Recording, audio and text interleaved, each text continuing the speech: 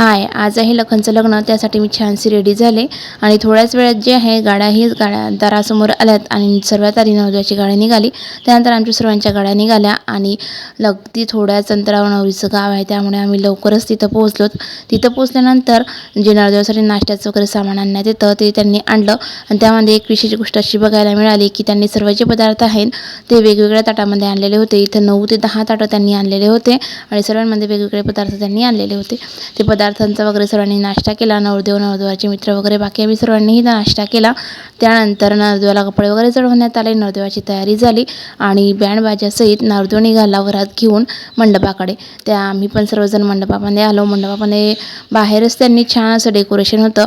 त्यांनी जे pre wedding shoot वगैरे केले होते दोघांचे, त्यांची कॅटलॉग तिथं लावलेले होते, ते आम्ही बघितलं. त्यानंतर थोड्याच वेळात जे आहे नवरदेव नवरीची एंट्री झाली. छान प्रकारे लग्न लागल्यानंतर आम्ही सर्वांनी जेवण वगैरे केले आणि लवकरच मी जी आहे घराकडे निघाली.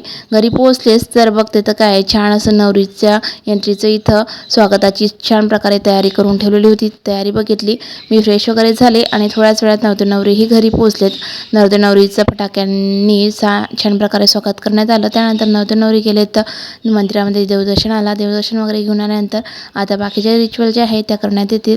चला मग आता हा व्हिडिओ इथंच संपते. तुम्हाला हा व्हिडिओ कसा वाटला सांगा आणि माझा लुक त्यामध्ये कसा होता हे मला कमेंट करून नक्की सांगा. चला तर मग बाय बाय.